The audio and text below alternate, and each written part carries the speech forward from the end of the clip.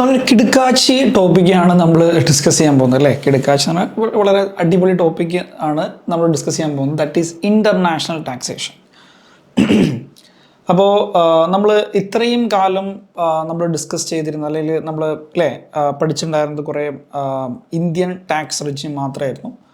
അപ്പോൾ ഇനി നമ്മൾ ഡിസ്കസ് ചെയ്യാൻ പോകുന്നത് ഇൻ്റർനാഷണൽ ടാക്സേഷൻ. നമ്മൾ കുറച്ചും കൂടെ ലെവല് മാറി ഫൈനൽ ഇൻ്റർനാഷണൽ ടാക്സേഷൻ എന്നുള്ള ലെവലിലേക്ക് മാറി. അപ്പോൾ എന്തൊക്കെയാണ് ഇതിൽ പഠിക്കാൻ പോകുന്നത്, ഇതിൻ്റെ ഐഡിയ, ഇതിൽ എന്തൊക്കെയാണ് നമ്മൾ പഠിക്കുന്നതിൻ്റെ ഒരു സമ്മറി ഞാൻ നിങ്ങൾക്ക് കാണിച്ചു തരാം കേട്ടോ. Okay, so what are things we are going to discuss here is that first let's see. അപ്പോൾ നമ്മൾ മെയിനായിട്ട് ഇതിൽ പഠിക്കാൻ പോകുന്നത് രണ്ട് ടോപ്പിക്സ് എന്ന് വെച്ചാൽ ഇതിൽ ഒന്നുകിൽ രണ്ടും അല്ലെങ്കിൽ ഒന്ന് നിർബന്ധമായിട്ടും ചോദിക്കും, അത് ഷുവറാണ്. ഓക്കെ, അതായത് one is that DTAA, double taxation avoidance agreement, മസ്റ്റായിട്ട് ചോദിക്കുന്ന ഒരു ഏരിയ. പിന്നുള്ളതാണ് ട്രാൻസ്ഫർ പ്രൈസിങ്. ഈ ട്രാൻസ്ഫർ പ്രൈസിങ്ങിൽ പല ടോപ്പിക്സ് ഉണ്ട്. അതിൽ ALP കമ്പ്യൂട്ടേഷൻ്റെ കേസസ് ഉണ്ട്. അതിൽ തന്നെ നമുക്ക് APA എന്നുള്ള കോൺസെപ്റ്റ് വരുന്നുണ്ട്. പിന്നെ അതിൽ തന്നെ BEPS ആക്ഷൻ പ്ലാൻസ്, അത് ട്രാൻസ്ഫർ പ്രൈസിങ് മാത്രമല്ല മൊത്തത്തിലുള്ള സംഭവമാണ്. BEPS എന്നുള്ള സംഭവം വരുന്നുണ്ട്. പിന്നെ നമുക്ക് GAR വരുന്നുണ്ട്. GAR ഇതൊക്കെ എന്താ സാറ് നല്ല രസമുള്ള കേൾക്കാൻ അല്ലേ. GAR വരുന്നുണ്ട്. അങ്ങനെ ഒരുപാട് വെറൈറ്റി. പിന്നെ അതിൽ തന്നെ തിൻ ക്യാപിറ്റലൈസേഷൻ 94B എന്നുള്ള സെക്ഷൻ പഠിക്കാനുണ്ട്. അങ്ങനെ പല കേസുകൾ നമുക്ക് ഇവിടെ പഠിക്കാനുണ്ട്. ഡബിൾ ടാക്സേഷനിലാണെങ്കിൽ we have 2 sections to cover. One is that 90 and 91. Okay, 2 സെക്ഷൻസാണ് നമുക്ക് മെയിനായിട്ട് കവർ ചെയ്യാനുള്ളത്. അതിൽ കൂടുതലും എക്സാമിൽ വരെ 91 ആയിരിക്കും. അതെന്താണെന്നൊക്കെ നമ്മൾ ഡിസ്കസ് ചെയ്യും. സോ ഏതായാലും ഞാൻ ജസ്റ്റ് ഒരു സമ്മറി തന്നു മാത്രമേ ഉള്ളൂ. അപ്പോൾ ഏതായാലും നമുക്ക് നമ്മളുടെ ടോപ്പിക്കിലേക്ക് വരാം. ജസ്റ്റ് ഒരു സ്റ്റാർട്ടിങ് കിട്ടാൻ വേണ്ടി എന്തൊക്കെയാണ് ഇതിൽ പഠിക്കാൻ പോകുന്നതിൻ്റെ ഒരു ചെറിയൊരു സമ്മറി തന്നതാണ് കേട്ടോ. ഓക്കെ, ഇനി അതിൽ തന്നെ നമുക്ക് വീണ്ടും കുറേ പഠിക്കാനുണ്ട്. ഈ DTA തന്നെ ഇതിൻ്റെ ഓവർവ്യൂ ഓഫ് DTA അതൊക്കെ പഠിക്കാനുണ്ട് കേട്ടോ. ഓക്കെ, ഇൻ്റർപ്രിട്ടേഷൻ ഓഫ് DTA അതും പഠിക്കാനുണ്ട്. സോ ഇതൊക്കെ നമ്മൾ പഠിക്കും. Don't worry, we will discuss everything. Okay, അപ്പോൾ നമുക്ക് എന്താ പറയുക, വളരെ ഈസി ആയിട്ട് മാർക്ക് സ്കോർ ചെയ്യാൻ പറ്റുന്ന ഒരു ഏരിയയാണ്. ഓക്കെ, പല ആളുകളും ഇൻ്റർനാഷണൽ ടാക്സേഷനെ പേടിയോടെ കാണാറ്. പക്ഷേ as A student of mind ആ പേടി നിങ്ങൾക്ക് വേണ്ട. കാരണം വെച്ചാൽ വളരെ ഈസി ആക്കി നമുക്ക് പഠിക്കാൻ പറ്റുന്ന ഒരു ടോപ്പിക്കാണ് ഇൻ്റർനാഷണൽ ടാക്സേഷൻ. ഓക്കെ, അതെൻ്റെ ഗ്യാരണ്ടിയാണ്. ഓക്കെ, സോ എന്താണ് ഇൻ്റർനാഷണൽ ടാക്സേഷൻ? അതായത് നമ്മൾ ആദ്യം പഠിക്കാൻ പോകുന്ന ഡബിൾ ടാക്സേഷൻ അവോയ്ഡൻസ് ആണ്. DTAA, double taxation avoidance, double taxation. അപ്പോൾ അതാണ് നമ്മൾ ഫസ്റ്റ് പഠിക്കാൻ പോകുന്നത്. ഇതിപ്പോൾ നിൽക്കട്ടെ, ട്രാൻസ്ഫർ പ്രൈസിംഗ് ആണ് നിൽക്കട്ടെ. We are concentrating on the double taxation. അതിനെക്കുറിച്ചിട്ടാണ് നമ്മൾ ഫസ്റ്റ് ഡിസ്കസ് ചെയ്യാൻ പോകുന്നത് അല്ലേ. അപ്പോൾ ഇൻട്രൊഡക്ഷനൊക്കെ വെറുതെ നമുക്ക് വായിച്ചു നോക്കാം. In the era of globalization one of the major thing happening across the globe is that resident of a country doing the business or other profession of country in a countries. അതാണ് അതിലെ ഏറ്റവും വലിയ സംഭവം. Listen everyone, ഇത് നമുക്ക് കുറച്ച് കാര്യങ്ങൾ നമുക്ക് പിന്നെ എന്താ പറയുക അറിഞ്ഞിരിക്കണം. കുറച്ച് ടേംസ് നമുക്ക് അറിഞ്ഞിരിക്കണം. എന്നാലാണ് ഈ ഒരു കാര്യങ്ങൾ നമുക്ക് പെട്ടെന്ന് മനസ്സിലാവുള്ളൂ. ലിസൺ എവരിവൺ, ഇപ്പോൾ എന്താ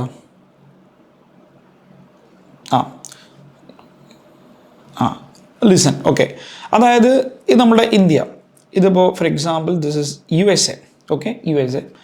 അപ്പോൾ ഇപ്പോൾ ഞാൻ എന്താണ് ബേസിക്കലി ഇന്ത്യൻ റെസിഡൻ്റ് ആണ്.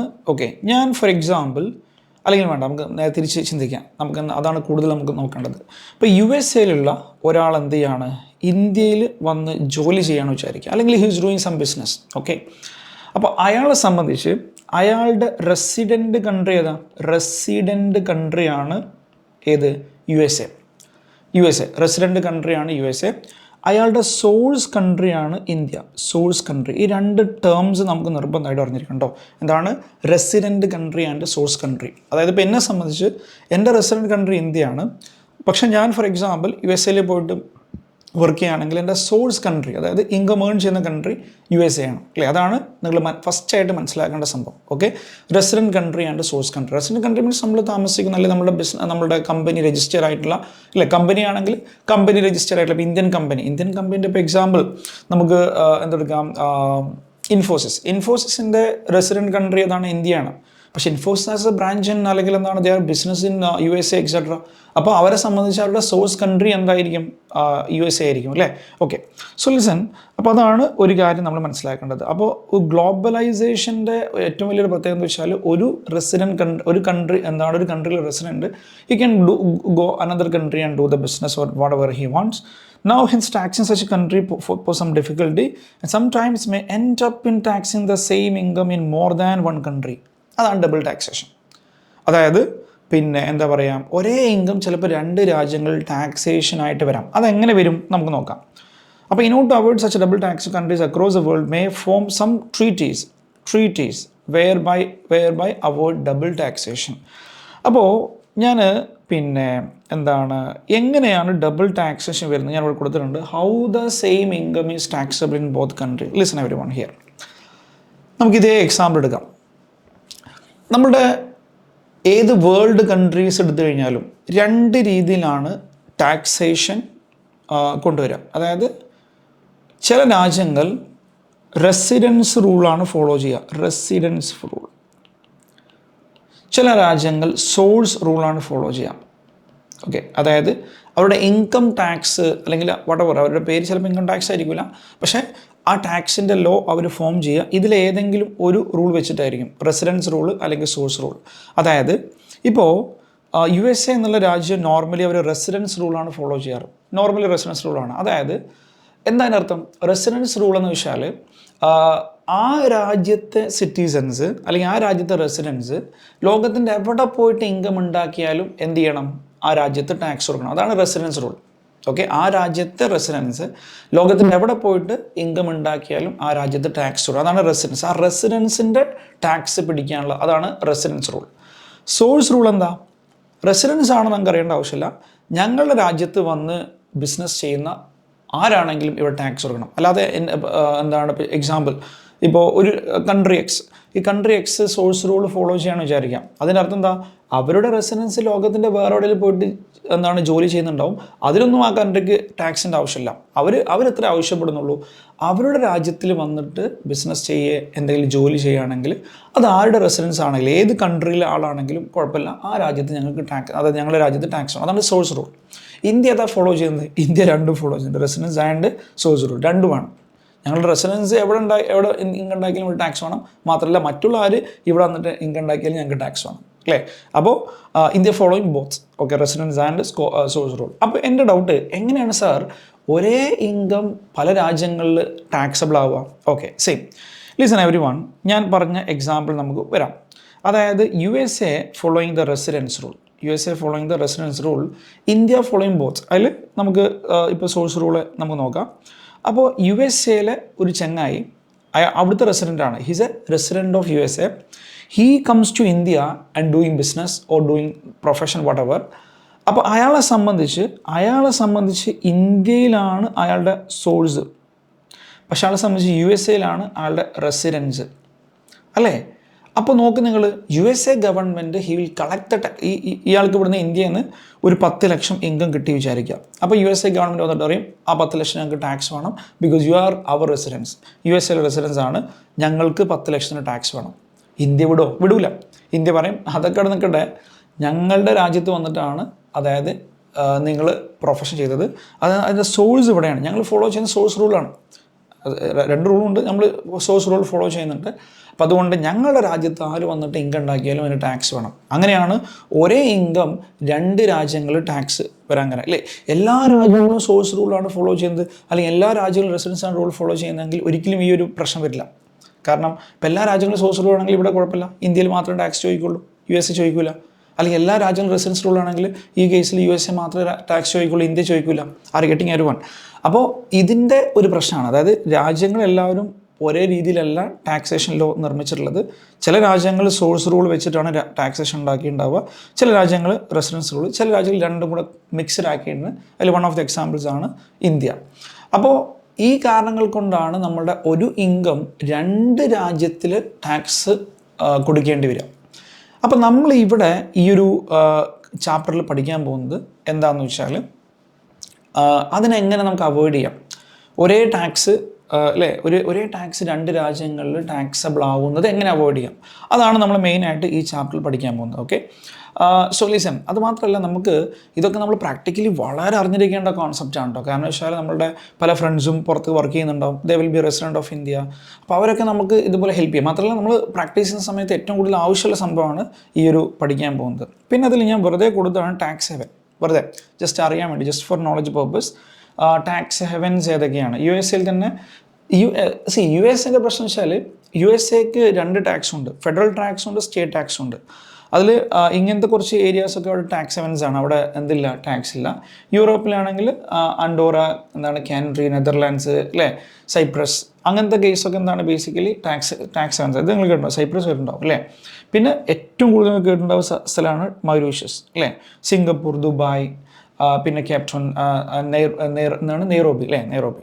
അപ്പോൾ ഇങ്ങനത്തെ ഏരിയാസൊക്കെ ടാക്സ് ഹെവൻസ് ആണ്. What is tax heaven every one? The very minimal tax അല്ലെങ്കിൽ നോ ടാക്സ്, അതാണ് ടാക്സ് ഹെവൻ. അപ്പോൾ ടാക്സ് ഹെല്ല് വളരെ കൂടുതൽ ടാക്സ് ഉള്ള രാജ്യങ്ങൾ അല്ലേ. അത് വെറുതെ അങ്ങനത്തെ ഒരു ടേം ഇല്ല കേട്ടോ, ടാക്സ് ഹെവൻ എന്നുള്ള ടേം മാത്രമേ ഉള്ളൂ, ടാക്സ് ഹെല്ലൊന്നുമില്ല. ഓക്കെ, സോ ഏതായാലും ഞാൻ ജസ്റ്റ് അതിൻ്റെ ഇൻട്രൊഡക്ഷൻ നിങ്ങൾക്ക് മനസ്സിലായി എന്ന് വിചാരിക്കുന്നു. അതായത് I tell you once again, അതായത് എങ്ങനെയാണ് ബേസിക്കലി പിന്നെ എന്താ പറയുക, ഒരു രാജ്യത്ത് ഒരേ ഇൻകം, ഒരാൾ ഏൺ ചെയ്യുന്ന ഒരു സിംഗിൾ ഇൻകം രണ്ട് രാജ്യങ്ങളിൽ ടാക്സബിൾ ആവുന്ന സിറ്റുവേഷൻ ഞാൻ പറഞ്ഞു. അത് ടാക്സബിൾ ആവാൻ കാരണം ഒരു രാജ്യത്തിലെ റെസിഡൻറ്റ് മറ്റൊരു രാജ്യത്ത് പോയിട്ട് ബിസിനസ്സോ എംപ്ലോയ്മെൻറ്റോ ചെയ്യുന്ന സമയത്താണ് ഈ ഒരു പ്രശ്നം വരിക. കാരണം ആ റെസിഡൻറ്റ് കൺട്രി ചിലപ്പോൾ ഫോളോ ചെയ്യുന്നുണ്ടാവുക റെസിഡൻസ് റൂളായിരിക്കും, പക്ഷേ അയാൾ പോയിട്ട് വർക്ക് ചെയ്യുന്ന രാജ്യം ഫോളോ ചെയ്യുന്നുണ്ടാവുക സോഴ്സ് റൂളായിരിക്കും. അപ്പോൾ സോഴ്സ് റൂൾ വെച്ചിട്ട് അയാൾ ഏൺ ചെയ്ത രാജ്യത്ത് ടാക്സ് കൊടുക്കേണ്ടി വരും, റെസിഡൻസ് റൂൾ വെച്ചിട്ട് അയാൾ റെസിഡൻ്റ് ആയിരിക്കുന്ന രാജ്യത്തും ടാക്സ് കൊടുക്കേണ്ടി വരും. അങ്ങനെയാണ് ഡബിൾ ടാക്സേഷൻ വരിക. ഇതെങ്ങനെ ഒഴിവാക്കും, അതാണ് നമ്മൾ ഇനി അടുത്ത് പഠിക്കാൻ പോകുന്നത്. How to remove this double taxation. അതായത് ഇതാണ് നമുക്ക് പിന്നെ ഇനി പഠിക്കാനുള്ളത്, എങ്ങനെ ഒഴിവാക്കാം. രണ്ട് മെക്കാനിസമാണ് ഇത് ഒഴിവാക്കാൻ വേണ്ടി നമുക്ക് പിന്നെ പറയുന്നത്. ഇപ്പോൾ ഇവിടെ തന്നെ നമ്മൾ ആലോചിച്ച് നോക്കുക, India and U S A, അവരെന്ത് ചെയ്യും, അവരിങ്ങനെ പറയും ഇത് ബുദ്ധിമുട്ടാണ് അല്ലേ, നമ്മൾ തന്നെ നമ്മളുടെ എന്താണ് സിറ്റിസൺ, ഇത് നേരെ തിരിച്ചു വരും. ഇപ്പോൾ ഇന്ത്യ പോയിട്ട് ഇന്ത്യയിലെ ഒരാൾ യു എസ് എ പോയിട്ട് ബിസിനസ് ചെയ്യുന്ന സമയത്ത് എഗെയിൻ ഇതേ ഇഷ്യൂ വരും. ചിലപ്പോൾ അവിടെ ടാക്സബിൾ ആവും, ഇവിടെയും ടാക്സബിൾ ആവും അല്ലേ. അപ്പോൾ അങ്ങോട്ടും ഇങ്ങോട്ടൊക്കെ എല്ലാവർക്കും പ്രശ്നം വരും. അപ്പോൾ ഇവർ രണ്ടുപേരും എന്ത് ചെയ്യും, ഒരു എഗ്രിമെൻറ്റിലെത്തും. ഓക്കെ, നമുക്കൊരു എഗ്രിമെൻറ്റ് വിൽ എഗ്രി. അതായത് നമുക്ക് ഇങ്ങനെ വരുന്ന സമയത്ത് എവിടെയെങ്കിലും ഒരു സ്ഥലത്ത് ടാക്സ് കൊടുക്കുന്ന രീതിയിലാകാം, എവിടെയെങ്കിലും ഒരു സ്ഥലത്ത് ടാക്സ് കൊടുക്കുന്ന രീതിയിൽ നമുക്ക് എന്ത് ചെയ്യാം, ഇത് സെറ്റിൽ ചെയ്യാം. അങ്ങനെ അവരെന്ത് ചെയ്യും, ഒരു എഗ്രിമെൻറ്റ് വെക്കും. അതിനെയാണ് നമ്മൾ വിളിക്കുക ടാക്സ് ട്രീറ്റി അല്ലെങ്കിൽ DTAA എന്ന് വിളിക്കുക. എന്താണ് DTAA? Double taxation avoidance agreement. Double taxation avoidance agreement. അത് ബൈലാറ്ററൽ എഗ്രിമെൻറ്റ്. അതൊക്കെ ബൈലാറ്ററൽ, നമുക്ക് അതിലും ബൈലാറ്ററലുണ്ട്, മൾട്ടിപ്പിൾ എഗ്രിമെൻ്റ് ഒക്കെ നമുക്ക് പഠിക്കാനുണ്ട്, MLA എന്നൊക്കെ പഠിക്കാനുണ്ട്. Okay, listen. അപ്പോൾ ഡബിൾ ടാക്സേഷൻ അവോയ്ഡൻസ് എഗ്രിമെൻറ്റ് എന്നുള്ള എഗ്രിമെൻറ്റ് ഈ രണ്ട് രാജ്യങ്ങളും തമ്മിൽ എന്ത് ചെയ്യും, വെക്കും. എന്നിട്ട് അവർ തീരുമാനിക്കുകയൊക്കെ വേണ്ട, നമുക്ക് എന്ത് ചെയ്യാം, ഇങ്ങനെ വരുന്ന സമയത്ത് ഏത് രാജ്യത്ത് ടാക്സ് കൊടുക്കണം അല്ലേ, അങ്ങനെ ഒരു എഗ്രിമെൻ്റ് ഉണ്ടാവും. ഇനി ഇന്ത്യക്ക് എല്ലാ രാജ്യങ്ങളും കൂടി ചിലപ്പോൾ ഇങ്ങനെ എഗ്രിമെൻറ്റ് വെക്കാൻ കഴിയണമെന്നില്ല, കാരണം ഒരുപാട് കൺട്രീസ് ഉണ്ട് അല്ലേ. അപ്പോൾ അതുകൊണ്ട് ചില രാജ്യങ്ങളുമായിട്ട് ഇന്ത്യക്ക് എഗ്രിമെൻറ്റ് ഉണ്ടാവില്ല. അപ്പോൾ നോക്ക്, നിങ്ങളിപ്പോൾ എക്സാമ്പിൾ, അപ്പോൾ US അപ്പോൾ ഞാൻ പറഞ്ഞു രണ്ട് രീതിയിലാണ് ബേസിക്കലി നമ്മളുടെ ഡബിൾ ടാക്സേഷൻ അവോയ്ഡൻസ് ഒക്കെ DTL ഒക്കെ. അപ്പോൾ ഡബിൾ ടാക്സേഷൻ അവോയ്ഡൻസ് എങ്ങനെ നമുക്ക് ഡബിൾ ടാക്സ് അവോയ്ഡ് ചെയ്യാൻ നോക്കാം. ഒന്ന് ഞാൻ പറഞ്ഞ പോലെ സെക്ഷൻ 90 ആണ് ഇപ്പോൾ ഞാൻ പറഞ്ഞത്, ഡബിൾ ടാക്സേഷൻ അവോയ്ഡൻസ് എഗ്രിമെൻറ്റ്. അതായത് ഇന്ത്യ എന്ത് ചെയ്യും, ആ രാജ്യവുമായിട്ടൊരു എഗ്രിമെൻറ്റ് വെക്കും. അതായത് വലിയൊരു ആക്ട് പോലത്തെ ഒരു എഗ്രിമെൻ്റ് ആയിരിക്കും. ഇങ്ങനെ ഒരു വരുന്ന സമയത്ത് എന്താണ് ചെയ്യുക, അതാണ് ഡബിൾ ടാക്സേഷൻ അവോയ്ഡൻസ് എഗ്രിമെൻറ്റ്. പിന്നെ ഇപ്പോൾ എക്സാമ്പിൾ, ഇന്ത്യൻ സിറ്റിസൺ അല്ലെങ്കിൽ Indian resident he's going to a country X, ഒരു കൺട്രി എക്സിലേക്ക് പോകാമെന്ന് വിചാരിക്കാം. അപ്പോൾ ഹീസ് എന്താ പറയുക, doing the business from there. He's a resident of India but is doing business in country X. അപ്പോൾ ഇവിടെ എന്തായി മാറി, അയാളുടെ റെസിഡൻറ്റ് കൺട്രി ഇന്ത്യയായി മാറി അല്ലേ, റെസിഡൻറ്റ് കൺട്രി ഇന്ത്യയായി മാറി. സോഴ്സ് കൺട്രി ഏതായി, കൺട്രി എക്സ് ആയി മാറി. Supposingly country X is following source rule, India following both. അപ്പോൾ ആ കൺട്രി എക്സിൽ ഇയാൾ 10 ലക്ഷം രൂപ ഉണ്ടാക്കി കഴിഞ്ഞാൽ കൺട്രി എക്സ് ഡെഫിനറ്റ്ലി ടാക്സ് ചോദിക്കും അല്ലേ? കൺട്രി എക്സ് ഡെഫിനറ്റ്ലി ടാക്സ് ചോദിക്കും. Now listen everyone. ഇന്ത്യ എന്ത് ചെയ്യും? ഇന്ത്യ അതുപോലെ തന്നെ ബേസിക്കലി അയാൾ ഇന്ത്യൻ റെസിഡന്റ് ആയതുകൊണ്ട് ഇവിടെയും അയാളുടെ കയ്യിൽ നിന്ന് ടാക്സ് സെയിം 10 ലക്ഷത്തിന് മേലെ ടാക്സ് പിടിക്കും. സെയിം 10 ലക്ഷത്തിന് മേലെ ടാക്സ് പിടിക്കും. അപ്പോൾ ഇവിടെയാണെങ്കിൽ ഈ കൺട്രി എക്സുമായിട്ട് ഇന്ത്യക്ക് യാതൊരു ബന്ധമല്ല. ഓക്കെ, അപ്പോൾ കൺട്രി എക്സുമായിട്ട് ഇന്ത്യക്ക് ബന്ധമല്ല. നമ്മൾ USA പോലെ തന്നെ ഒരു ഡബിൾ ടാക്സേഷൻ അവോയ്ഡൻസ് എഗ്രിമെൻ്റ് ഇല്ല. ഇങ്ങനെ ഒരു double taxation avoidance agreement country എക്സുമായിട്ടില്ല എന്ന് വിചാരിക്കാം. അപ്പം എന്താ സംഭവിക്കുക? ഈ 10 ലക്ഷത്തിന് അവിടെയും ടാക്സ് കൊടുക്കും, ഇവിടെയും ടാക്സ് കൊടുക്കണം. ഒരിക്കലും നല്ലൊരു പരിപാടിയാണോ? കാരണം നമ്മളുടെ ഇന്ത്യൻ റെസിഡൻ്റ് ആണ്, ഇന്ത്യൻ സിറ്റിസൺ ആണ്, അവിടെ ടാക്സ് ഓൾറെഡി കൊടുത്തു. ഇന്ത്യ വീണ്ടും ടാക്സ് വാങ്ങുകയാണെങ്കിൽ മേ ബി അയാൾക്ക് ബാക്കിയൊന്നും ഉണ്ടാവില്ല അല്ലേ? അപ്പം അതുകൊണ്ട് ഗവൺമെൻറ് എന്ത് ചെയ്യും? ഇന്ത്യൻ ഗവൺമെൻറ് എന്ത് ചെയ്യും? ഇന്ത്യൻ റെസിഡൻസിന് മറ്റൊരു രാജ്യവുമായിട്ടൊരു എഗ്രിമെൻ്റ് ഇല്ലാതെ സ്വന്തമായിട്ട് ഡബിൾ ടാക്സേഷൻ അവോയ്ഡൻസ് ചെയ്തു കൊടുക്കും. അതാണ് സെക്ഷൻ 91 യൂണിലാറ്ററൽ റിലീഫാണ് അതിന് പറയും കേട്ടോ. ഇത് ബൈലാറ്ററൽ റിലീഫാണ്. ബൈലാറ്ററൽ റിലീഫ് 2 രാജ്യങ്ങൾ തീരുമാനിച്ചിട്ട് ഒരു എഗ്രിമെൻ്റ് എത്തിയിട്ട് ഒരു റിലീഫ് കൊടുക്കുക. ഇത് അങ്ങനത്തെ ഒരു എഗ്രിമെൻ്റ് ഇല്ലാത്തൊരു സാഹചര്യത്തിലും സ്വന്തം സിറ്റിസൺസിന് ഒരു റെസിഡൻറ്റ് കൺട്രി ആയിരിക്കും എപ്പോഴും യൂണിലാറ്ററൽ റിലീഫ് കൊടുക്കുക. റെസിഡൻറ്റ് കൺട്രി കേട്ടോ. കാരണം സോഴ്സ് കൺട്രി ഒരിക്കലും ആ റിലീഫ് കൊടുക്കേണ്ട ആവശ്യമില്ല. കാരണം അവിടെ പോയിട്ട് അയാൾ ഇൻകം ഉണ്ടാക്കി അതിന് റിലീഫ് കൊടുക്കണ്ടേ? നമ്മളുടെ മക്കളാണ്, റെസിഡൻ്റ് ആണ് അല്ലേ? നമ്മളുടെ മക്കൾക്ക് നമ്മൾ റിലീഫ് കൊടുത്താൽ മതി. ഓക്കെ. സോ അപ്പോൾ ഏതായാലും ഇതാണ് ഒരു ബേസിക് ആയിട്ട് എനിക്ക് നിങ്ങളോട് പറയാനുള്ളത്. അപ്പം നമുക്ക് എന്തൊക്കെ മനസ്സിലായി? എങ്ങനെയാണ് ഒരു ഇൻകം 2 രാജ്യത്ത് ടാക്സബിൾ ആവുക? Because of source rule and because of source rule and residence rule.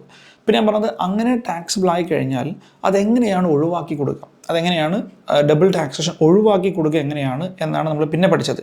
അപ്പോൾ നമ്മൾ 2 രീതിയിലാണ് ഒഴിവാക്കി കൊടുക്കുക. ഒന്ന്, 2 രാജ്യങ്ങൾ തമ്മിലുള്ള എഗ്രിമെൻറ്റ് വെച്ചിട്ട് സെക്ഷൻ 90 പ്രകാരം ഒഴിവാക്കാം. അല്ലെങ്കിൽ ഇപ്പോൾ രാജ്യങ്ങൾ തമ്മിൽ ഒരു ബന്ധമില്ല. നമ്മളെപ്പോഴും പിന്നെ ഓക്കെ വേണ്ട. അപ്പോൾ രാജ്യങ്ങൾ തമ്മിൽ ഉള്ള എഗ്രിമെൻറ്റ് വെച്ചിട്ട് ഒഴിവാക്കുന്നതാണ് സെക്ഷൻ 90. അതാണ് ബൈലാറ്ററൽ റിലീഫ്. പക്ഷെ അങ്ങനത്തെ ഒരു എഗ്രിമെൻ്റ് ഇല്ലാതെ നമ്മുടെ പിന്നെ റെസിഡൻറ്റ് കൺട്രി അവരുടെ റെസിഡൻസിന് സോഴ്സ് കൺട്രിയിൽ ടാക്സ് അടച്ചു. ആ ഇൻകം വീണ്ടും നമ്മളുടെ റെസിഡൻറ്റ് കൺട്രിയിൽ, അതായത് ഇന്ത്യയിൽ വീണ്ടും ടാക്സബിൾ ആക്കുകയാണെങ്കിൽ അതിന്ന് കൊടുക്കുന്നൊരു റിലീഫാണ് യൂണിലാറ്ററൽ റിലീഫ് എന്നുള്ള സെക്ഷൻ 91. ഇതൊക്കെ നമ്മൾ താഴെ പഠിക്കാൻ പോകുന്നുള്ളൂ. അപ്പോൾ ഞാൻ വീണ്ടും പറയും, ഇപ്പോൾ ഞാൻ ജസ്റ്റ് ഒരു ഇൻട്രൊഡക്ഷൻ നിങ്ങൾക്ക് തന്നുകൊണ്ടിരിക്കുകയാണോ, അല്ലാതെ നമ്മളിതിലേക്ക് കിടന്നിട്ടില്ല. ഓക്കെ. സോ അപ്പോൾ ഏതായാലും അത് മനസ്സിലായെന്ന് വിചാരിക്കും. ഇനി വേറൊരു കാര്യം കൂടെ ചെറുതായിട്ട് ഞാൻ ഇപ്പോൾ പറയാം. ഈ ഡബിൾ ടാക്സേഷൻ അവോയ്ഡൻസ് എഗ്രിമെൻ്റ് എന്ന സാധനം ഉണ്ടല്ലോ, അത് വലിയൊരു ഇൻകം ടാക്സ് ആക്ടിൻ്റെ അതിലേറെ വലിയൊരു ആക്റ്റാണ്. അതാണ് അതിൽ കോമഡി. വലിയൊരു ആക്റ്റ് ആയിരിക്കും. ഒരുപാട് കാര്യങ്ങൾ അതിൽ പറയുന്നുണ്ടാവും. Okay. Double taxation avoidance agreement ആകുമ്പോൾ ഒരു പേജ് 2 പേജുള്ള ഇതായിരിക്കില്ല, 10,000-2,000 പേജിലുള്ള എഗ്രിമെൻ്റ് ആയിരിക്കും. അപ്പോൾ ഇതെങ്ങനെയാണ് പിന്നെ ഈ ഒരു എഗ്രിമെൻ്റ് ഉണ്ടാക്കുക? എഗ്രിമെൻ്റ് ഇപ്പോൾ ഇന്ത്യക്ക് ഏകദേശം 116-120ഓളം രാജ്യങ്ങളുമായിട്ട് എന്തുണ്ട്, ഇതുപോലെ എഗ്രിമെൻ്റ് ഉണ്ട്. പല രാജ്യങ്ങളുമായിട്ട് എഗ്രിമെൻ്റ് ഉണ്ട്. അപ്പോൾ ഈ എഗ്രിമെൻ്റൊക്കെ എങ്ങനെയാണ് ഇവർ എഗ്രിമെൻ്റ് ഫോം ചെയ്യാം അല്ലേ? അപ്പോൾ തോന്നുന്നൊരു ഫോർമാറ്റ് എടുത്തിട്ട് അപ്പോൾ പിടിച്ചോ, അങ്ങനെയല്ല. നമുക്ക് ഇതൊക്കെ ഞാൻ ഡിസ്കസ് ചെയ്യാൻ പോകുന്നുള്ളൂ. അപ്പോൾ ഞാൻ ജസ്റ്റ് ഒക്കെ തന്നെ ചെറിയ ഐഡിയ തരികയാണ്. നമ്മുടെ DTA double taxation avoidance agreement 3 മോഡലാണ് വേൾഡിലുള്ളത്. UN model, OECD model, US model നമ്മൾ നോക്കണ്ട. കാരണം അത് USA ഏത് രാജ്യങ്ങളും എഗ്രിമെൻറ്റ് ചെയ്യുന്ന സമയത്ത് US മോഡലാണ് ഫോളോ ചെയ്യുക. This A most complicated model in world. Okay. അവരെന്നെ കൊണ്ടേക്കോട്ടെ, നമുക്ക് വേണ്ട, നമുക്ക് പഠിക്കാനൊന്നുമില്ല. നമുക്ക് ആകെ പഠിക്കാനുള്ള UN മോഡൽ, OECD മോഡലുമാണ്. അപ്പോൾ ഇതെന്താണ്? ഇതൊരു ഫോർമാറ്റാണ്.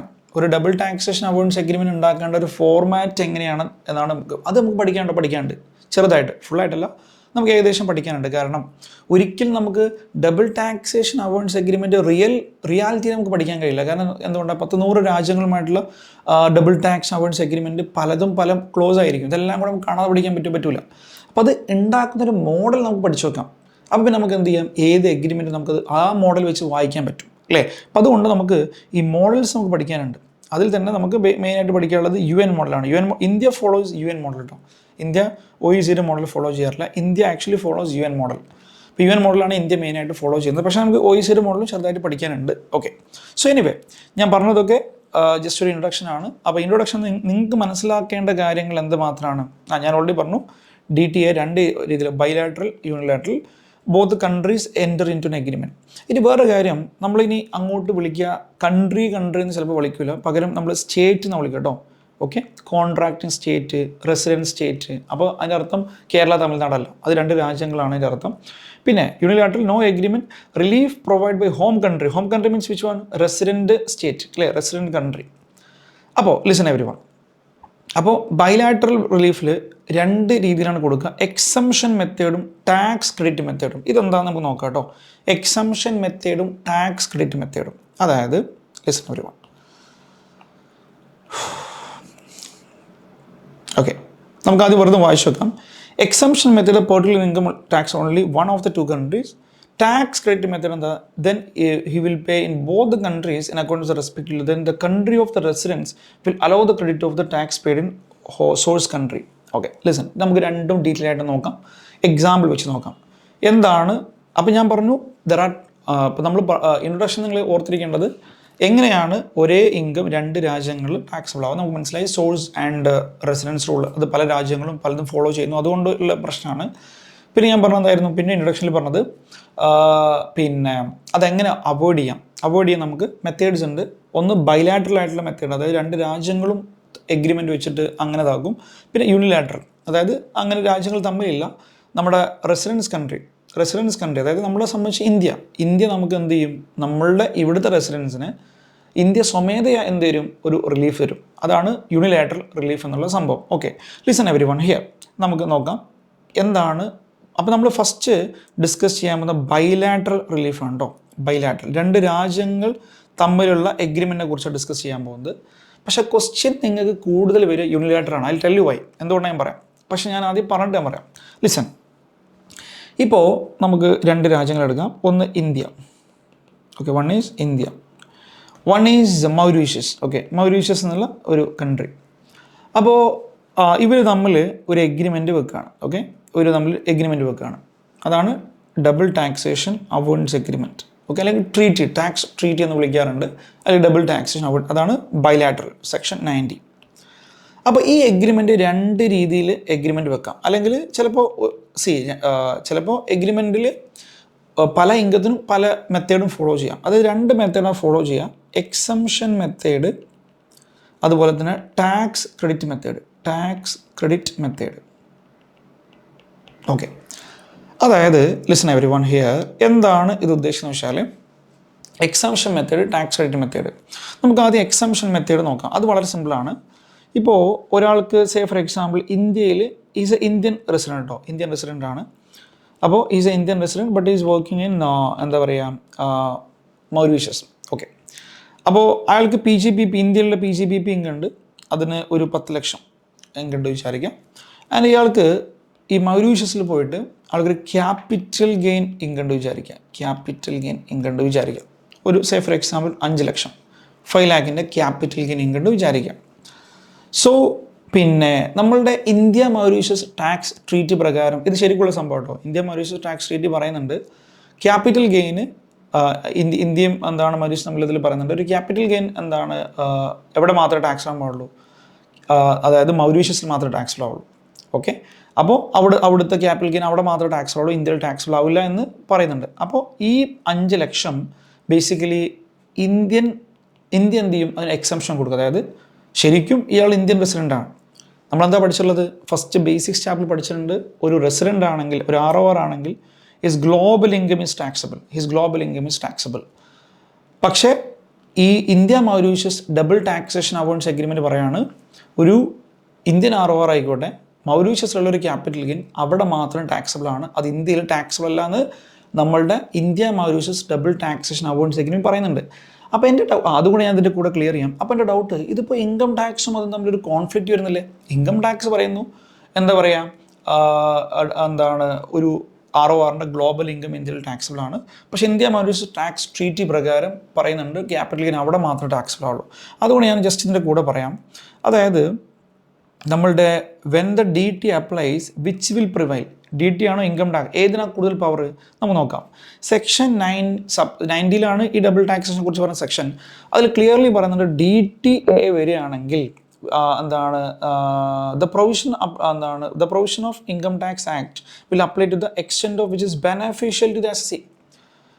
ഇൻകം ടാക്സും ഡി ടി ഐയും കൂടെ വരുന്ന സമയത്ത് ഇൻകം ടാക്സ് എപ്പോൾ മാത്രം അപ്ലൈ ചെയ്യാൻ പാടുള്ളത് ബെനഫിഷ്യൽ ആണെങ്കിൽ മാത്രം. ഡി ടി ഐയിലേറെ കൂടുതൽ ബെനഫിഷ്യൽ ആണെങ്കിൽ മാത്രമേ ഇൻകം ടാക്സിന് തൊടാൻ പാടുള്ളൂ, അല്ലെങ്കിൽ തൊടാൻ പാടില്ല. അതായത് ഡി ടി ഐക്കാണ് കൂടുതൽ പവർ.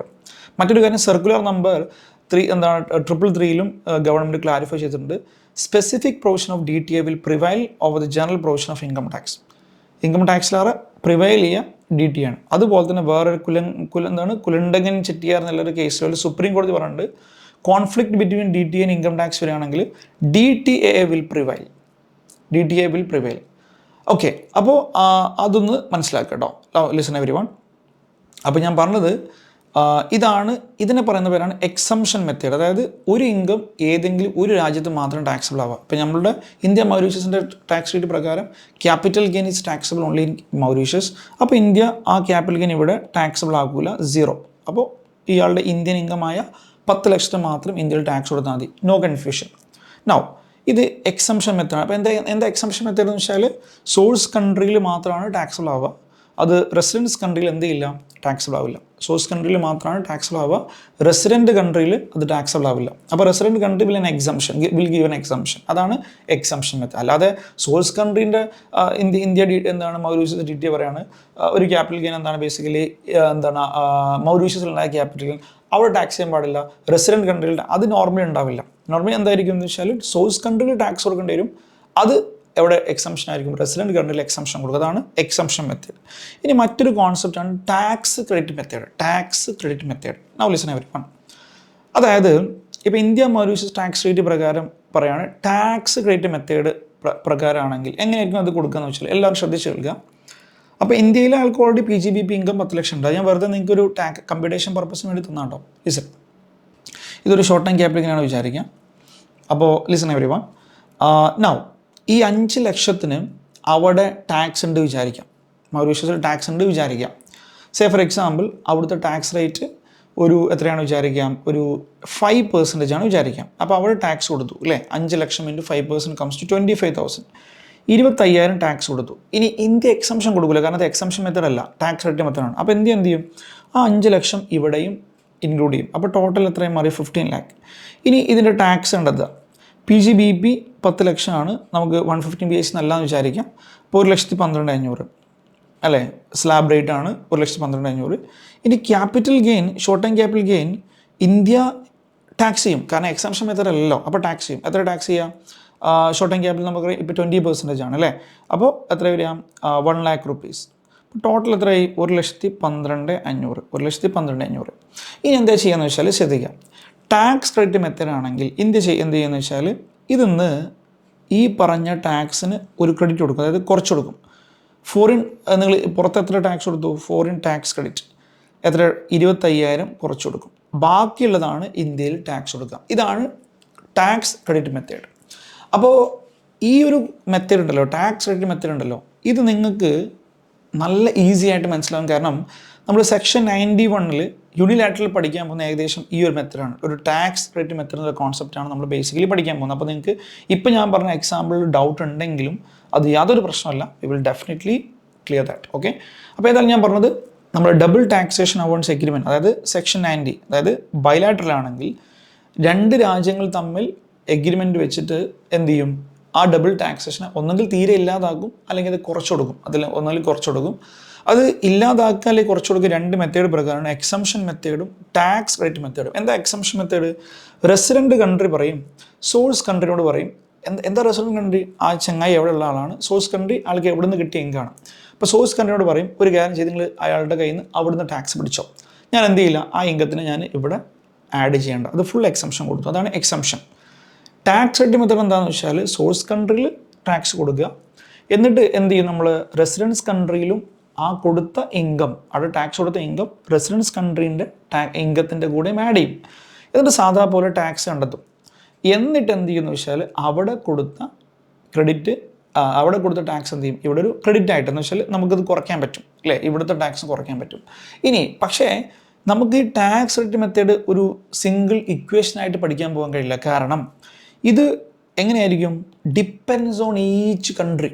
അതായത് അവർ എഗ്രിമെൻറ്റിൽ എങ്ങനെയാണോ എഴുതി വെച്ചിട്ടുള്ളത് അതുപോലെയാണ് നമുക്ക് പിന്നെ എന്താ പറയുക അപ്ലൈ ചെയ്യേണ്ടി വരിക.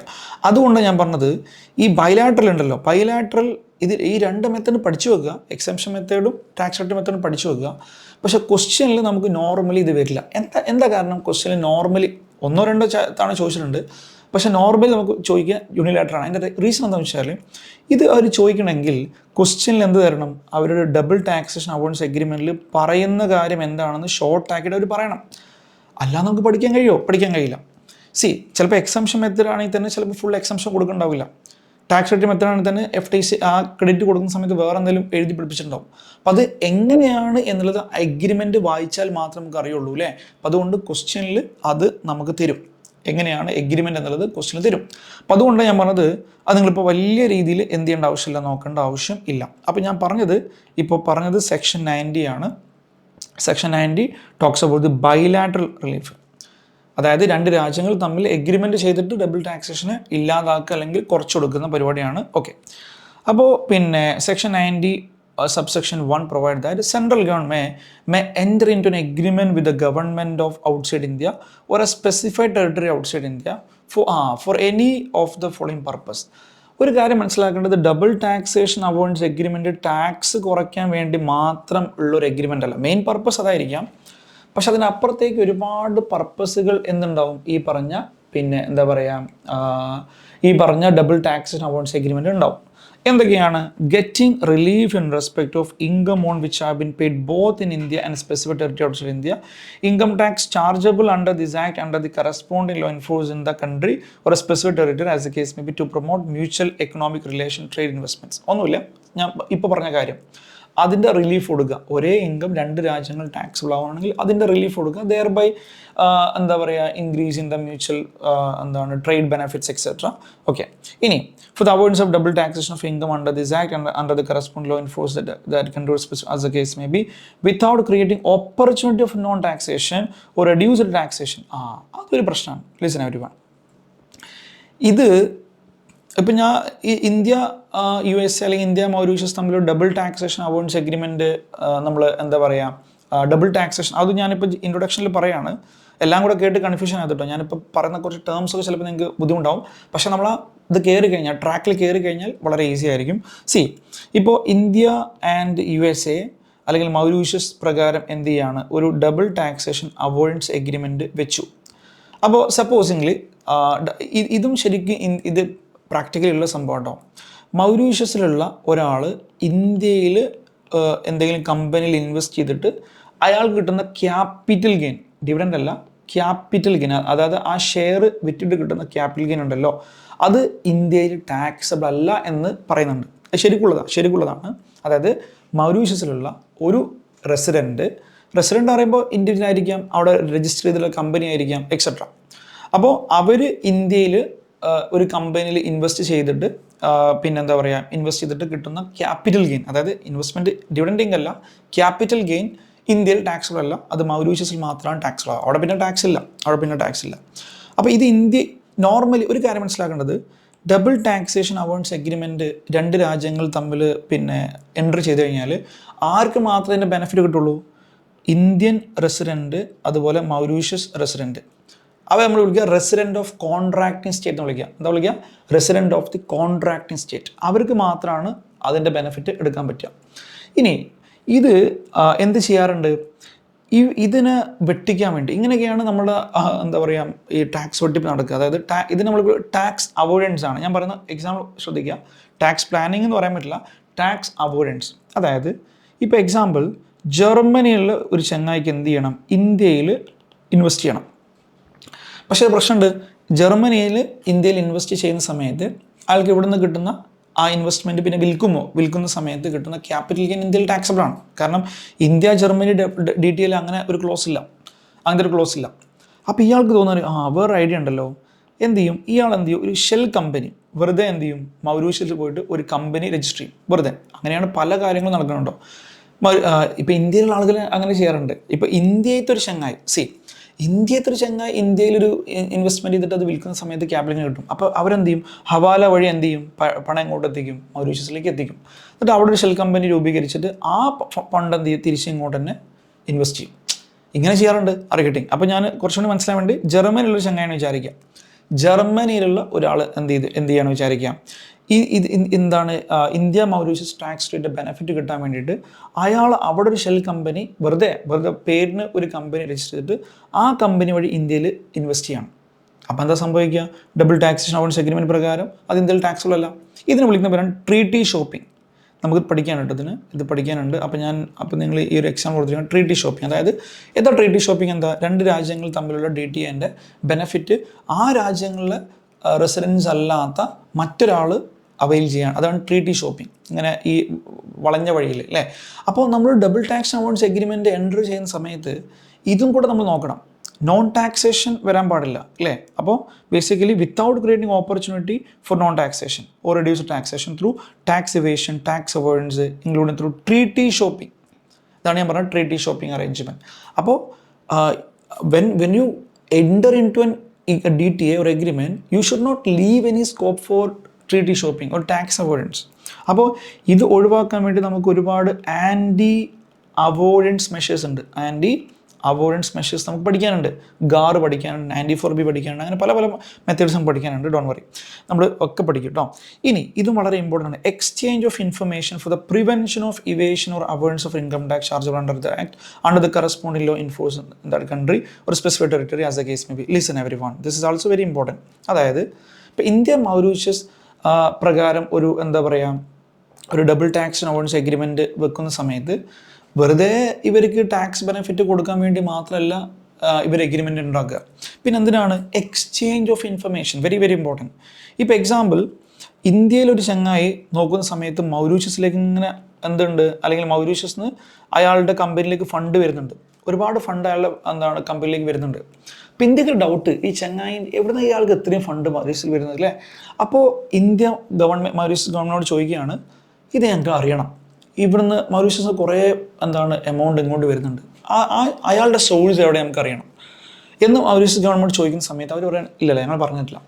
പക്ഷേ ഡബിൾ ടാക്സ് അലവൻസ് എഗ്രിമെൻറ്റിൽ അവർ പറഞ്ഞുതരും. കാരണം ഡബിൾ ടാക്സ് അലവൻസ് എഗ്രിമെൻറ്റ് ചെയ്യുന്ന സമയത്ത് അതിനും കൂടെയാണ് എഗ്രിമെൻറ്റ് ചെയ്യാം. നമുക്ക് എക്സ്ചേഞ്ച് ഓഫ് ഇൻഫർമേഷൻ ഞങ്ങൾക്ക് അറിയണം, ഇയാളെക്കുറിച്ച് ഞങ്ങൾക്ക് അറിയണം അല്ലേ. അപ്പോൾ അതിനും കൂടെയാണ് നമ്മൾ ഡബിൾ ടാക്സ് അലവൻസ് എഗ്രിമെൻറ്റ് നമ്മൾ എൻ്റർ ചെയ്യുക. പിന്നെ recovery of income tax under this act under this corresponding law enforce in the country as a case. അതായത് നമ്മളിപ്പോൾ എക്സാമ്പിൾ ഒരാൾ ഇപ്പോൾ നമ്മളുടെ എന്താണ് പേര്, വിജയ് മല്യ അല്ലേ. അപ്പം അങ്ങനത്തെ ആളുകളൊക്കെ ഇവിടുന്ന് പോകുന്ന സമയത്ത് ആളുടെ കയ്യിൽ നിന്ന് ഇൻകം ടാക്സ് റിക്കവർ ചെയ്യാനുള്ള ഫെസിലിറ്റി ആ രാജ്യം ഒരുക്കി കൊടുക്കണം. അങ്ങനത്തെ അപ്പോൾ ഇതിനെല്ലാം കൂടെയാണ് നമ്മൾ എൻ്റർ ചെയ്യുക, double taxation allowance agreement enter ചെയ്യുക. അല്ലാതെ not just for the purpose of giving the tax benefit, അതിന് വേണ്ടി മാത്രമല്ല. അതിൽ പല ലക്ഷ്യങ്ങളുണ്ട്. ഇപ്പോൾ എന്തൊക്കെ ലക്ഷ്യങ്ങളുണ്ടാവാം? ഡബിൾ ടാക്സേഷൻ അലവൻസ് കൊടുക്കുക, അത് മെയിൻ ലക്ഷ്യമാണ്. പിന്നെ അത് എൻ്റർ ചെയ്യുന്ന സമയത്ത് തന്നെ എന്തിന് സ്കോപ്പ് കൊടുക്കാൻ പാടില്ല? ടാക്സ് ഇവേഷനോ ട്രീറ്റി ഷോപ്പിനും സ്കോപ്പ് കൊടുക്കാൻ പാടില്ല. പിന്നെ എക്സ്ചേഞ്ച് ഓഫ് ഇൻഫർമേഷൻ, പിന്നെ റിക്കവറി ഓഫ് ഇൻകം ടാക്സ്, ഇതിനെല്ലാം വേണ്ടിയുള്ള എഗ്രിമെൻ്റ് ആയിരിക്കും അവർ എൻ്റർ ചെയ്യാം. Okay, yes. അപ്പോൾ നമ്മൾ ഇത്രയും നേരം പറഞ്ഞത് എന്തായിരുന്നു? പിന്നെ വേറൊരു കാര്യം, ടാക്സ് റെസിഡൻറ്റ് സർട്ടിഫിക്കറ്റ്.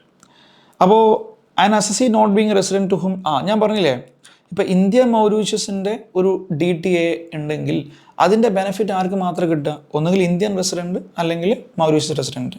അപ്പോൾ അത് നമ്മൾ എങ്ങനെ പ്രൂവ് ചെയ്യുന്നത് വെച്ചാൽ TRC means the tax resident certificate. And as not being a resident to DTA apply shall not be entitled to claim any relief under this arrangement unless a certificate of being resident or any country outside India or a specific as the case may be is obtained by him from the government that country or specific territory. Shall also be provide other information by filing form 10F relating to his status, nationality, income, etc.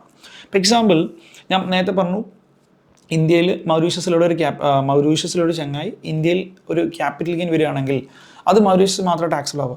പക്ഷേ he has to prove that is a resident of that Mauritius അല്ലേ. ആൾ എന്ത് ചെയ്യണം? ഇന്ത്യയിൽ prove ചെയ്യണം ആൾ മൗറീഷ്യസിലെ resident ആണെന്ന് പ്രൂവ് ചെയ്യണം ത്രൂ TRCയിലൂടെ ആൾ പ്രൂവ് ചെയ്യണം ആൾ അവിടുത്തെ റെസിഡൻ്റ് ആണ്. അതിനുവേണ്ടി ആൾ ഫോം 10F ഒക്കെ ഫയൽ ചെയ്യണം, അവിടുത്തെ നാഷണാലിറ്റി ഒക്കെ പ്രൂവ് ചെയ്യുന്ന സംഭവം.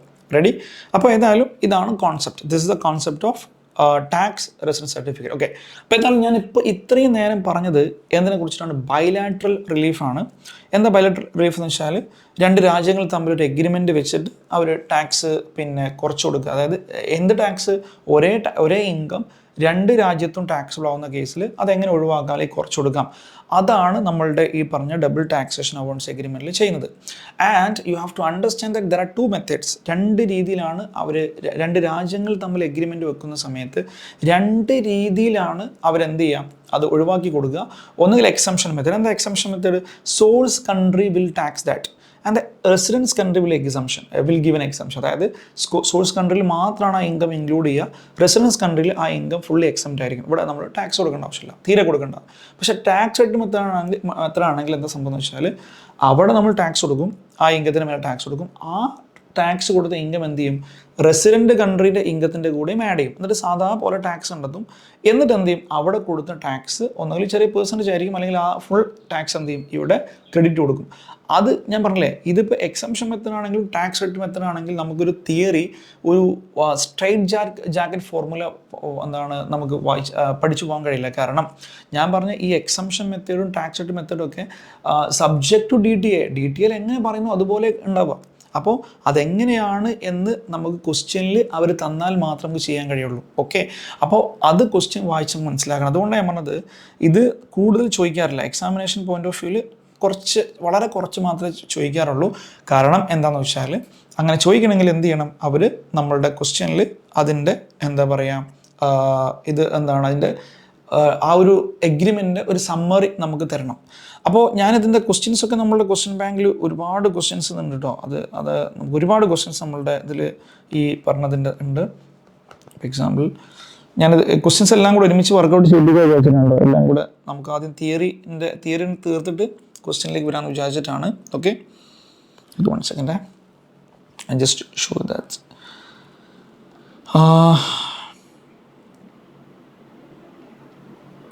Yes.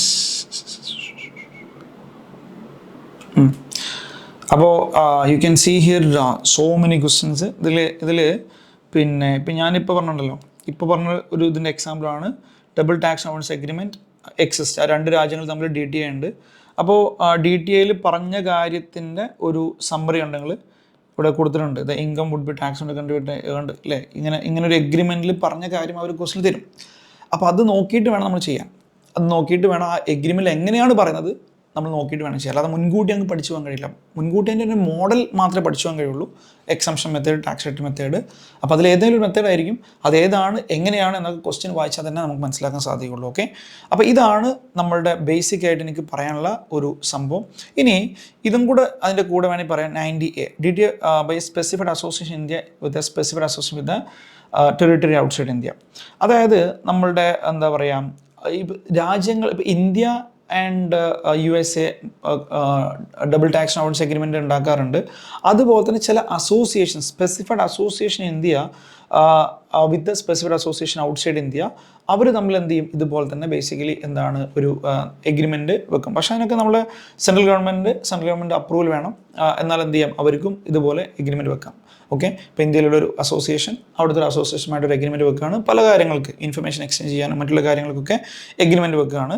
അപ്പോൾ basically such DTA will be applicable only if such agreement is adopted by the government. അപ്പോൾ ഗവൺമെൻറ് അത് എന്താണ് അംഗീകരിക്കുകയാണെങ്കിൽ മാത്രമേ അതിനൊരു വാലിഡിറ്റി ഉണ്ടാവുള്ളൂ, അല്ലെങ്കിൽ യാതൊരു കാര്യവും ഇല്ല. ഓക്കെ, അപ്പോൾ ഏതായാലും അത് വലിയ സംഭവമല്ല. അപ്പോൾ ഇത്രയേ ഉള്ളൂ നമുക്ക് പിന്നെ ഫസ്റ്റ് കേസിൽ പഠിക്കാനുള്ളത്. ഞാൻ പറഞ്ഞ എക്സാം പോയിന്റ് ഓഫ് വ്യൂവിൽ അത് റെലവൻ്റ് അല്ല, അതായത് കൂടുതൽ റെലവൻ്റ് അല്ല. നമുക്ക് മെയിനായിട്ട് പഠിക്കാനുള്ള യൂണിലാറ്ററൽ റിലീഫാണ്. അതെങ്ങനെയാണ് ചെയ്യുക, അതിലെ ക്വസ്റ്റ്യൻസാണ് നിങ്ങൾക്ക് ഇവിടെ കാണാൻ കഴിയുന്ന ബാക്കിയുള്ള ഒരുപാട് ക്വസ്റ്റ്യൻസ് കണ്ടവിടെ. These are all questions we have to നമ്മളതെല്ലാം ചെയ്യും, 1 by 1 ആയിട്ട് എല്ലാം ചെയ്യും കേട്ടോ. അപ്പോൾ ഇതെല്ലാം നമ്മൾ ചെയ്യും. ഇതിൽ എല്ലാ ക്വസ്റ്റ്യൻസും ഉണ്ട് കണ്ടോ, അതൊക്കെ ക്വസ്റ്റ്യൻസാണ്.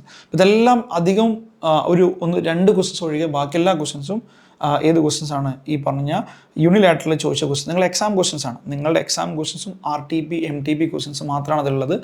അപ്പോൾ ഓക്കെ, അപ്പോൾ അതാണ് നമ്മളിനി അടുത്ത വീഡിയോയിൽ നമ്മൾ കാണാൻ പോകുന്നത്. അപ്പോൾ ഇപ്പം ഞാൻ പറഞ്ഞതിൻ്റെ ഒരു ചെറിയൊരു സമ്മറി ഞാൻ വീണ്ടും തരാം. എന്താണ് ഡബിൾ ടാക്സേഷൻ? ഒരേ ഇൻകം 2 രാജ്യങ്ങൾ ടാക്സബിൾ ആവുകയാണെങ്കിൽ അതാണ് ഡബിൾ ടാക്സേഷൻ. അത് ഒഴിവാക്കുന്ന രീതിയാണ് ഡബിൾ ടാക്സേഷൻ അവോയ്ഡൻസ്. അപ്പോൾ ഡബിൾ ടാക്സേഷൻ അവോയ്ഡൻസ് രണ്ട് രീതിയിലാണ് ഡബിൾ ടാക്സേഷൻ അവോയ്ഡൻസ് സാധ്യമാവുക. ഒന്ന് ബൈലാറ്ററൽ റിലീഫ് ആയിരിക്കാം, അല്ലെങ്കിൽ യൂണിലാറ്ററൽ റിലീഫ് ആയിരിക്കും. ബൈലാറ്ററൽ മീൻസ് എന്താണെന്ന് വെച്ചാൽ അതിന് മുമ്പ് എങ്ങനെയാണ് ഒരേ ഇന്ത്യ രണ്ട് രാജ്യങ്ങൾ ടാക്സ് ഉള്ളവ? Because of the two principles that followed by many different countries അല്ലേ. അതായത് source rule and residence rule. ചില രാജ്യങ്ങൾ സോഴ്സ് റൂളാണ്, ചില രാജ്യങ്ങൾ റെസിഡൻസ് റൂളാണ്. അപ്പോൾ ആ ഒരു പ്രശ്നം കൊണ്ടാണ്, അതായത് ആ ഒരു പ്രശ്നം കൊണ്ടാണ് നമ്മളുടെ ഡബിൾ ടാക്സേഷൻ വരുന്നത്. അപ്പോൾ ഈ ഒരു സംഭവം ഒഴിവാക്കാൻ വേണ്ടി നമ്മൾ രണ്ട് രീതിയിൽ നമുക്ക് ഒഴിവാക്കാം. ബൈലാറ്ററൽ റിലീഫും ഉണ്ട്, യൂണിലാറ്ററൽ റിലീഫും ഉണ്ട്. ബൈലാറ്ററൽ മീൻസ് എന്താണ്? ഈ രണ്ട് രാജ്യങ്ങൾ തമ്മിൽ എഗ്രിമെൻറ്റ് വെക്കും. അപ്പോൾ ഇന്ത്യക്ക് ഒരുപാട് രാജ്യങ്ങൾ, 100 രാജ്യങ്ങളുമായിട്ട് ഇന്ത്യക്ക് എഗ്രിമെൻ്റ് ഉണ്ട്. ആ എഗ്രിമെൻ്റ് വഴി ഇന്ത്യ പറയും ഓക്കെ ഇതെങ്ങനെ നമുക്ക് ഡബിൾ ടാക്സേഷൻ അവോയ്ഡ് ചെയ്യാം. പക്ഷേ ഇന്ത്യക്ക് എല്ലാ രാജ്യങ്ങളുമായിട്ട് ഇങ്ങനത്തെ ഒരു എഗ്രിമെൻ്റ് ഉണ്ടോ? ഇല്ല. പക്ഷേ അങ്ങനത്തെ കേസും ഇന്ത്യൻ്റെ റെസ്പോൺസിബിലിറ്റിയാണ്. കാരണം ഇന്ത്യൻ റെസിഡൻസിനെ ഇന്ത്യ ബുദ്ധിമുട്ടിക്കാൻ പാടില്ല. അപ്പോൾ ഇന്ത്യൻ റെസിഡൻസിനോട് ഇന്ത്യ പറയും ഓക്കെ ഒരു കാര്യം ചെയ്യാം, നിങ്ങൾ ഏതോ കൺട്രി എക്സുമായിട്ട് നിങ്ങൾ ട്രാൻസാക്ഷൻ, അവിടെ നിങ്ങൾക്ക് ഇൻകം ഉണ്ട്, അപ്പോൾ നിങ്ങൾ അവിടെ ടാക്സ് കൊടുക്കേണ്ടി വരും. കാരണം അതുമായിട്ട് ഇന്ത്യക്ക് യാതൊരു എഗ്രിമെൻറ്റും ഇല്ല. അപ്പോൾ അതാണ് സോഴ്സ് കൺട്രിയിൽ ടാക്സ് കൊടുക്കേണ്ടി വരും. സോഴ്സ് കൺട്രിയിൽ ടാക്സ് കൊടുത്തിട്ട് ആ ടാക്സ് നിങ്ങൾക്ക് എന്ത് ചെയ്യാം, ഞാൻ ഇവിടെ ചെറുതായിട്ട് കുറച്ച് തരാം. അതാണ് യൂണിലാറ്ററൽ. അതായത് ഇന്ത്യ സ്വന്തമായിട്ട് സ്വയം റിസ്കിൽ ഇന്ത്യ എന്ത് ചെയ്യുന്നു, അവർ ടാക്സ് കുറച്ച് കൊടുക്കുന്നു. അതാണ് സെക്ഷൻ 91. ഇത് നമുക്ക് എന്ത് ചെയ്യാം, സ്ട്രേറ്റ് ജാക്കറ്റ് ഫോർമുല പഠിച്ചു പോകാം. അത് മുൻകൂട്ടി പഠിച്ചു പോകാം. ഇതെങ്ങനെ ചെയ്യേണ്ടത് നമുക്ക് പഠിച്ചു പോകാം. അല്ലാതെ മറ്റേ പോലെ ആ ക്വസ്റ്റ്യൻ വായിച്ചിട്ട് അതിലെങ്ങനെയാണ് എഗ്രിമെൻറ്റ് പറയുന്നത് അതുപോലെ ചെയ്യാൻ അങ്ങനെയല്ല. ഇവിടെ നമുക്ക് കറക്റ്റായിട്ട് സെക്ഷൻ 91 പറയുന്നുണ്ട് എന്താണ് അവിടെ ചെയ്യേണ്ടത്. അപ്പോൾ അതുകൊണ്ട് നമുക്ക് ആ ഒരു സെക്ഷൻ 91 റെഫർ ചെയ്തിട്ട് ചെയ്യാവുന്നതാണ്. അറിയട്ടെ. So this is A concept. Okay, അപ്പോൾ നമുക്കിനി അടുത്ത 91 ആണ് പഠിക്കാൻ പോകുന്നത്. വളരെ ഡീറ്റെയിൽ ആയിട്ട് നമ്മൾ പഠിക്കും. യെസ്.